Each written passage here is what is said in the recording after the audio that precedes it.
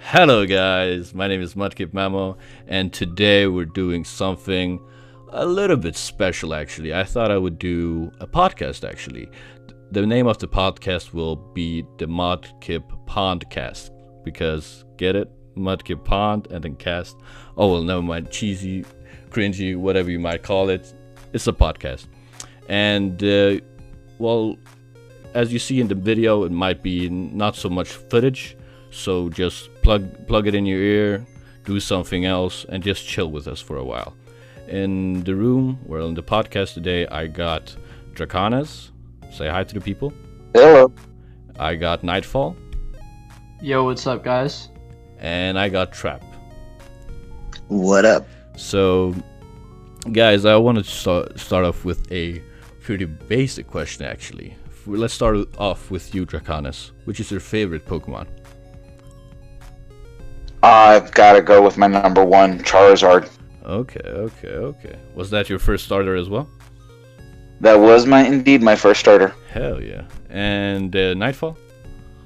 I every time I get asked this question, I really want to say all of them, but I can tell you my first Pokemon that I probably have the most attachment to is probably Turtwig or Torterra, and then probably Staraptor and Luxray.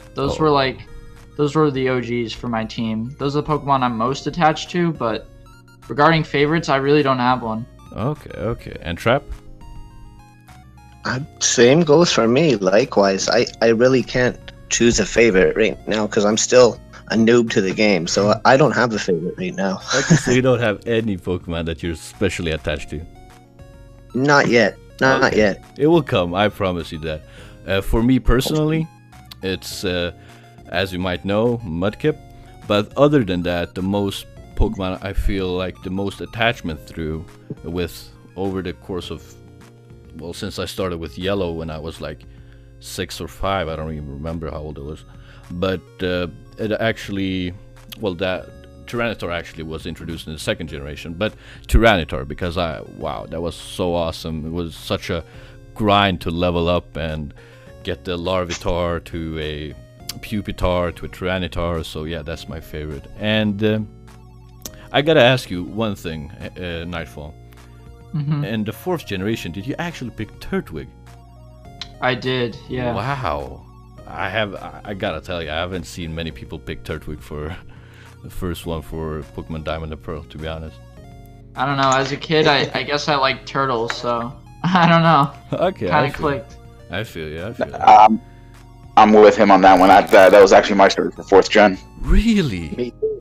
Yeah, What? it was the turtle. It's the tree turtle thing. The design on Torterra was just awesome. I couldn't pass it up. It's amazing. Yeah. It's like no other Pokemon starter, because I just feel like it has it's simple, but yet it says a lot about the Pokemon and just in its design. Yeah, I can feel you on that. I can feel you all guys on that. Well, I'm in a call full of misfits, it seems. All picked Torterra for some reason. But for Gen 4, which is my favorite generation, I picked Piplup because, wow, Piplup, I just loved the Empoleon. It was so cool. I love Empoleon.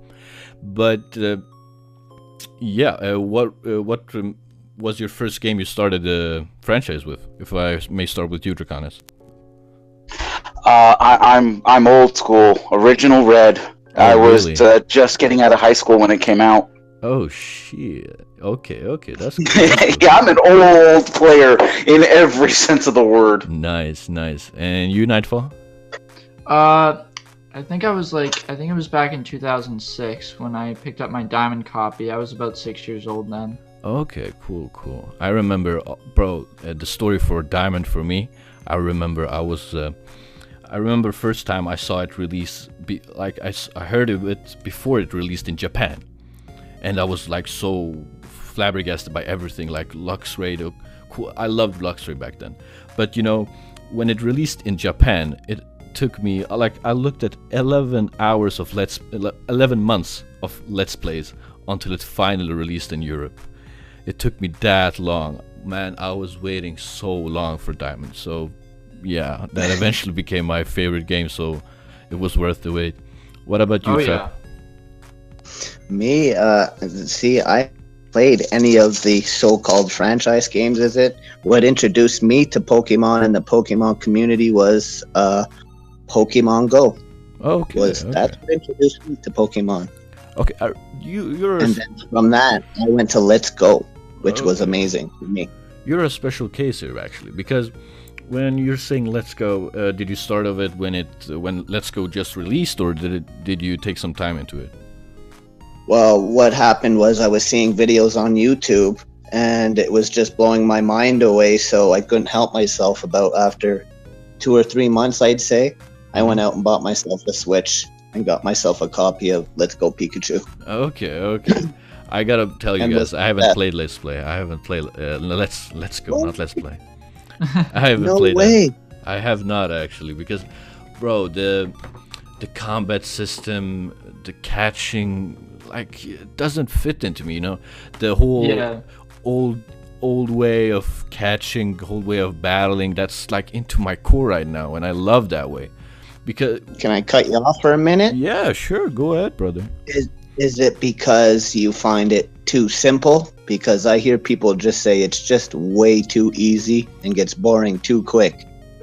Well, the thing that is, part of it. nah, I wouldn't say too simple, but you know, when I'm catching a Pokemon, I don't want to throw I just want to press A, like throw a great ball. You know, I just Okay. I don't want to flick my wrist just to like catch. So Pokemon. you don't like the Joy-Con part of it. Nah, not really. I don't. What doesn't Wow. appeal from Let's Go to me personally, even though I bought the game, I bought one copy of Let's Go Pikachu, was because I feel like we've been to Kanto so many times. It just feels like a reskin of Kanto. From someone who's Yeah. played Kanto multiple times, it was really nothing special. The only thing that was pretty decent was the fact that you have overworld Pokemon and a partner Pokemon, which was pretty For cool. sure. Yeah, Yep. that is cool. And the only thing that makes me want to try it out is the whole increasing graphics. That's the only thing that's like leading towards me getting the game actually. But still, nah, I Really? think, yeah. Graphics. No, I if I can, for me, it was. The funny thing is, like, I looked at Pokemon Let's Go as what I think it was intended to be a bridge for core players to get a taste of Go, and Go to get a taste of core. My wife actually loves her Eevee, her Let's Go Eevee. Oh really? She started with Gen 6 when we started dating. I introduced her to the franchise. She liked it. She Okay. wasn't as big of a fan of Sun and Moon, but you know, she likes the Let's Go Eevee, the aspects of having the Eevee walk with her and those things, and she's Yeah. got her favorite Pokemon that she's slowly getting into now, and she's been asking me about questions about the new game, like, you know, what are we doing, this and that, and I'm like, Okay. I have no idea. I can understand Draco. that. Exactly how I feel. Draco, I have a question for you. So, being an experienced Pokemon player since Generation 1 when you were younger, did you feel like the Let's Go games were necessary? Ooh, that's a good question. is. I mean, Great. I question. think in a sense it actually was, because Pokemon Go had taken off so hard and made so much money.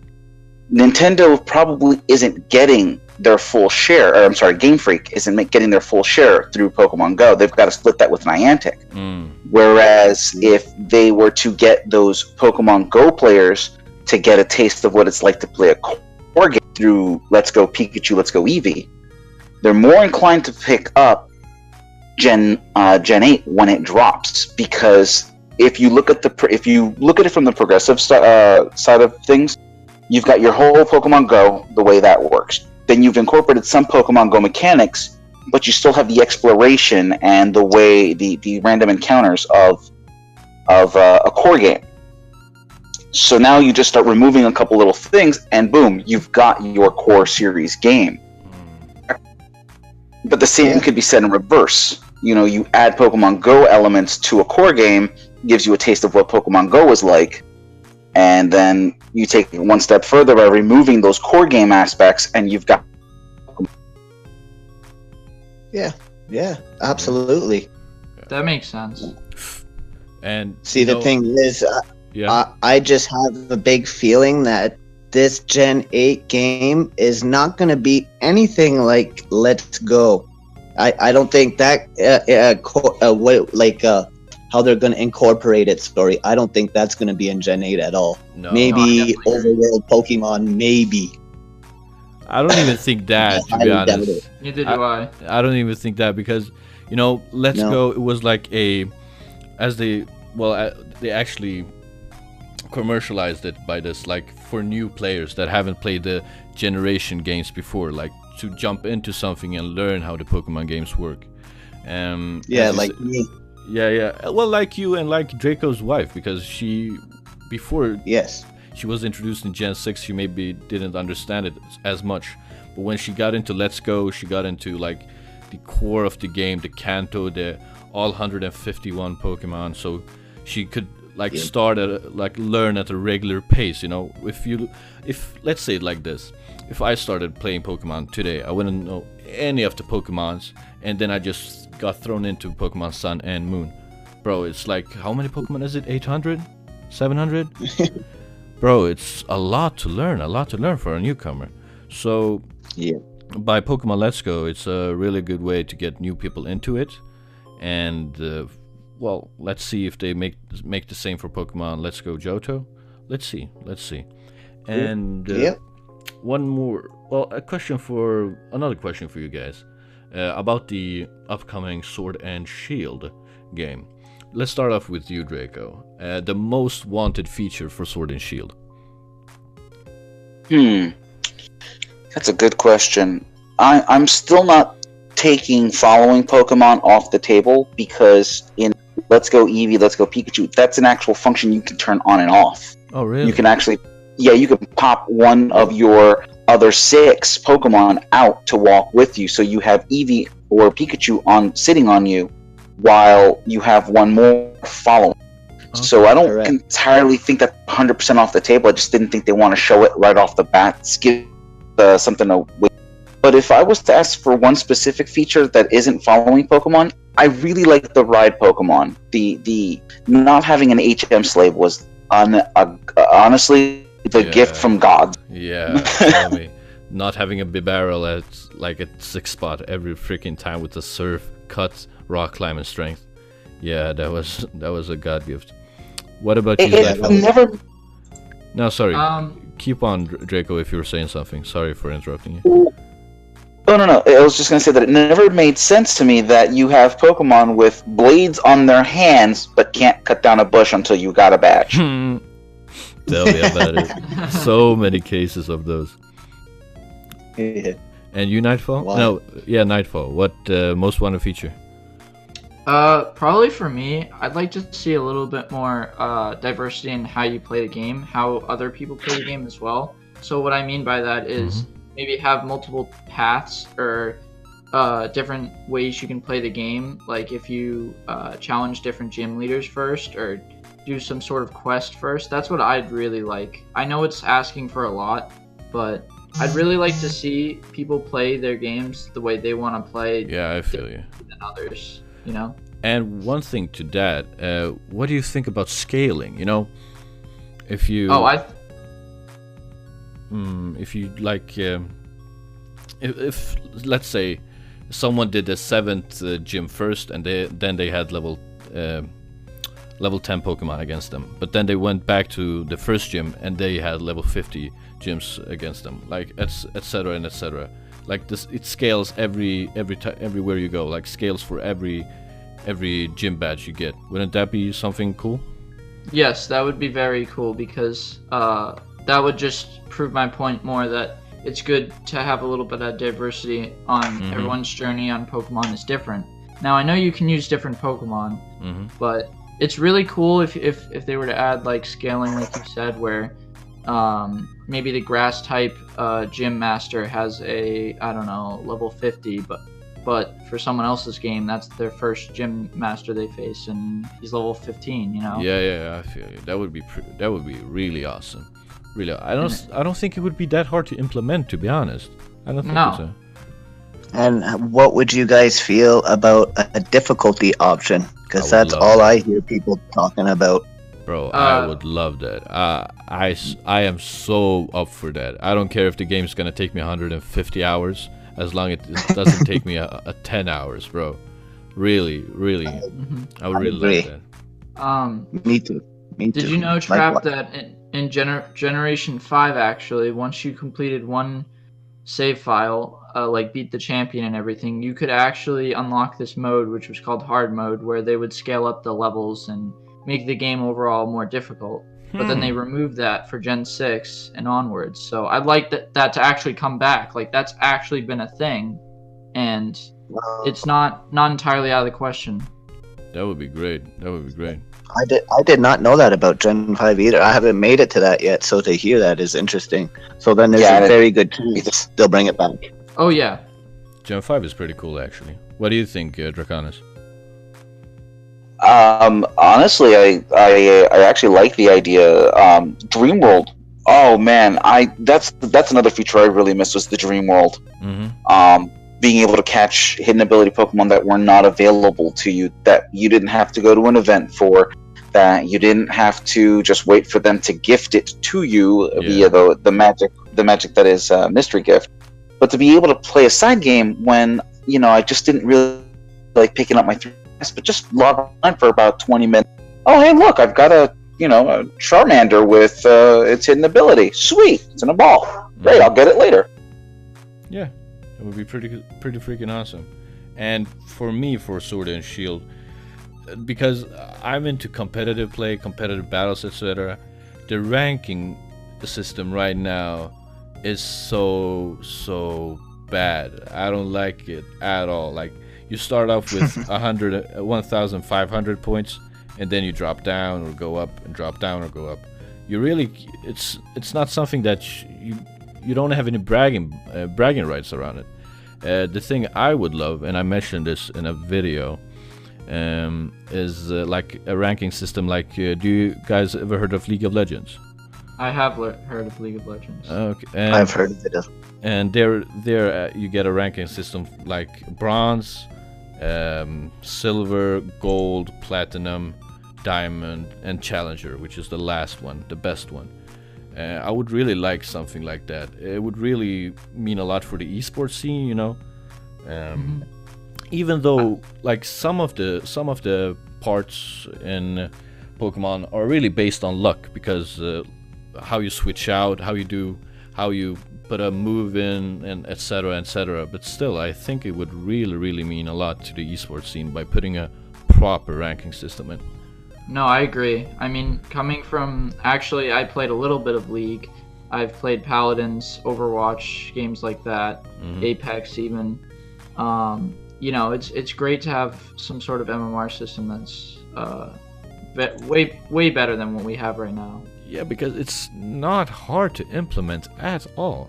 Not hard to implement. No.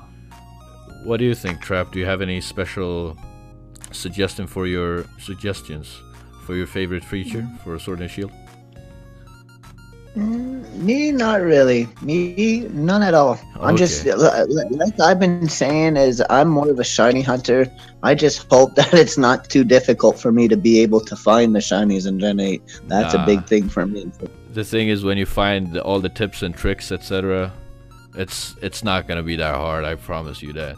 And let's move on to, like, Sword and Shield. That is something that has really been on our minds for the last, is it 2 months now since the direct was? Yep. God damn, we've We've heard so much, but with so little like, how can I say it? So little real stuff. Right. No actual stuff. Information, yeah. Exactly. No consistency. Exactly, because consistency. Blah. Never mind. What I really want is them to somehow announce a shiny hunting method. That would be cool. Yeah. New one. But the thing is, I would trip out. They talked about a second shiny form as well, which is pretty cool. I've heard that. They around. did?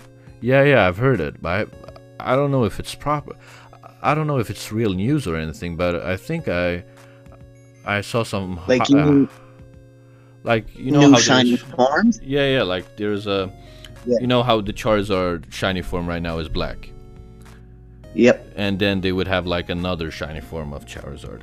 But I don't know. I might have I might be shitting and talking smack right now, but I don't know. No, I'm pretty sure I've heard that as well, Memo. I'm pretty sure. You're talking about the trademark that they found with the what is it, ultra shiny? I think is what Yes. you might be thinking of. Might be actually. That's Yeah, what I'm thinking I of. heard about that as well. Okay, cool. Then it's just not me dreaming.